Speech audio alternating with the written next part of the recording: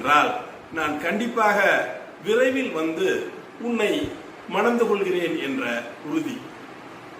நாட்கள் செல்கின்றன.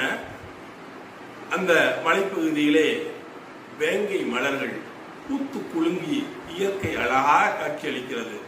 அதை தலைவி காணும் பொழுது அவள் மிகவும் மனம் துன்பப்படுகிறாள். ஏனெனில் தலைவன் இன்னும் வரவில்லையே என்று. அப்பொழுது அவளுடைய தோழி அங்கு வருகிறாள். நீ கவலை கொள்ளாதே, தலைவன் சொன்ன சொல் மறக்க மாட்டார், அவர் உன் மீது ஆழமான அன்பு கொண்டவர் என்று கூறுகிறார்.